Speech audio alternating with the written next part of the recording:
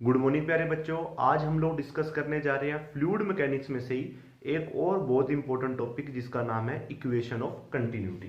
बेटा equation of continuity क्या कहता है? इक्वेशन ऑफ कंटिन्यूटी कहता है कि अगर पाइप का एरिया ऑफ क्रॉस सेक्शन ज्यादा होगा तो फ्लूइड की स्पीड कम हो जाएगी।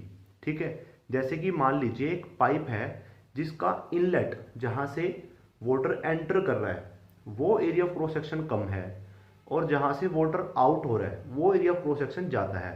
तो बेटा जहां एरिया ऑफ क्रॉस सेक्शन कम है वहां फ्लूइड की जो वेलोसिटी होगी वो होगी ज्यादा, और जहां एरिया ऑफ क्रॉस सेक्शन ज्यादा है वहां फ्लूइड की वेलोसिटी होगी कम। मतलब एरिया ऑफ क्रॉस सेक्शन के फ्लूइड की वेलोसिटी क्या होती है? इनवर्सली प्रोपोर्शनल होती है। ये चीज आज हम लोगों को प्रूव करनी है और इक्वेशन ऑफ कंटिन्यूटी भी यही बात कहती है। तो बेटा देखिए, according to equation of continuity, if area of cross section of the pipe is larger, अगर area of cross section larger होगा then fluid velocity is smaller, तो fluid velocity क्या होगी? smaller होगी, and vice versa। इसका opposite भी possible है। मतलब area of cross section inversely proportional होता है वेलोसिटी ऑफ फ्लूइड के। या फिर मैं कह दूं कि जो एवी है वो क्या आएगा? एक कांस्टेंट टर्म आएगी। ठीक है बेटा, तो इस इक्वेशन ऑफ कंटिन्यूटी को समझने के लिए सबसे पहले बेटा हम लोग कुछ बेसिक टर्म्स को समझ लेते हैं।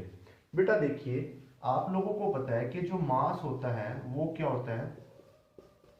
वॉल्यूम इनटू में डेंसिटी। ठीक है बेटा, वॉल्यूम को लिख सकते हैं एरिया इनटू में हाइट या लेंथ या कुछ भी। मैं हाइट लिख देता हूं, इनटू में डेंसिटी तो पढ़ा ही है।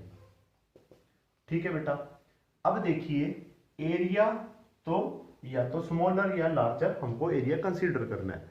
दूसरी बात, हमको इस हाइट को या इस डिस्टेंस ट्रेवल को हम लोग को वॉल्यूम की फॉर्म में लिखना है, वेलोसिटी की फॉर्म में लिखना, सॉरी हमें इसको वेलोसिटी की फॉर्म में लिखना है। तो देखिए बेटा, जो कुछ भी हाइट है या कुछ भी जो हमारे पास डिस्टेंस है वो क्या होता है? वेलोसिटी इनटू टाइम, क्योंकि डिस्टेंस का फॉर्मूला क्या होता है? वेलोसिटी इनटू में टाइम।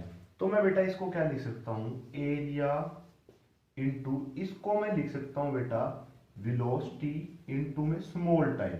लार्ज टाइम के लिए नहीं लिख सकते हम लोग, स्मॉल टाइम के लिए लिख लेते हैं इनटू में डेंसिटी। मतलब बेटा मैं मास को क्या लिख सकता हूं? Area into velocity into time into density. ठीक है बेटा, दोबारा समझ लीजिए इस बात को। देखिए बेटा, जो हाइट है वो क्या है? एक डिस्टेंस है, कोई भी डिस्टेंस, तो उसको हम लोग क्या लिख सकते हैं? स्पीड इनटू में टाइम या फिर वेलोसिटी इनटू में टाइम। तो हम लोगों ने उसी हाइट को क्या लिख दिया? वेलोसिटी इनटू में टाइम। तो इस तरह से हम लोग इसका यूज करके इस इक्वेशन ऑफ कंटिन्यूटी को सॉल्व करेंगे। तो बेटा हम लोग देख लेते हैं, late mass small del m1 is entering into pipe। ठीक है, m1 मास एंटर किया है तो बेटा डेल m1 कितना हो जाएगा?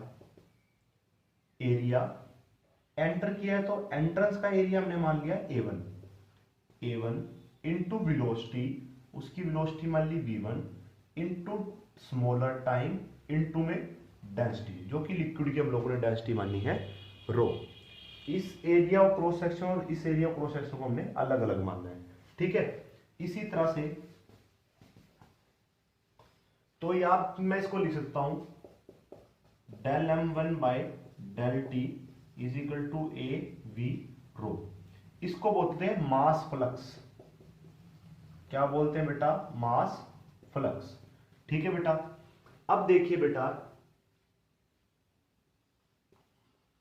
मास डेल m2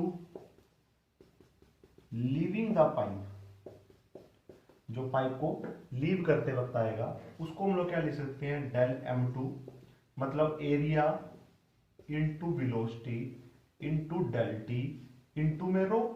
ठीक है, उसी की तरह सिमिलरली हो जाएगा बेटा ये तो del m2 by del T is equal to a2 v2 rho. ठीक है बेटा, ये हमारे पास आ गया मास फ्लक्स लीविंग के टाइम में, ठीक है। हम लोग यहाँ पर एक एल लिख देते हैं और यहाँ पर हम लोग एंट्रस के लिए ई लिख देते हैं, ठीक है, सिर्फ समझाने के लिए। तो पर एक छोटी सी बात देखो बेटा, जो मास फ्लक्स होगा एंटरिंग और लीविंग के टाइम क्या होता है, इक्वल होता है। तो बेटा मास फ्लक्स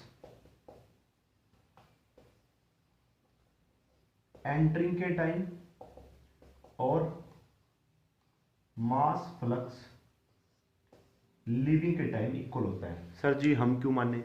बेटा मैं ये नहीं कह रहा कि जितना मास एंटर करेगा उतना मास ही लीव कर जाएगा, मैं कह रहा हूं मास फ्लक्स। और मास फ्लक्स हमने किसको माना है, m/t को, मास पर यूनिट टाइम को।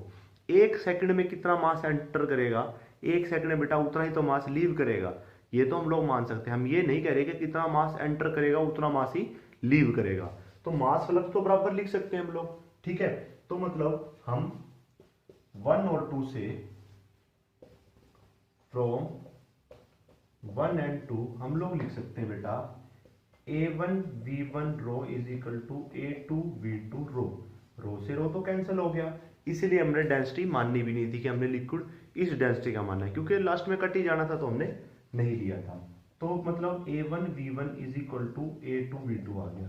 बेटा जब A1 V1 A2 V2 के बराबर है तो A3 V3 के बराबर भी होगा, A4 V4 के बराबर भी होगा। मतलब इस पॉइंट पे A1 V1 मानना है, यहाँ A2 V2 A3 V3 सभी पॉइंट पर जो A और B है वो क्या रह रहा है, इक्वल रह रहा है। मतलब जो AB है हमारे पास वो क्या चल रहा है, कांस्टेंट। मतलब जो एरिया चल रहा है वो इनवर्सली प्रोपोर्शनल चल रहा है वेलोसिटी के। यही तो हम लोग को प्रूव करना था, hence we prove equation of continuity. Okay बेटा।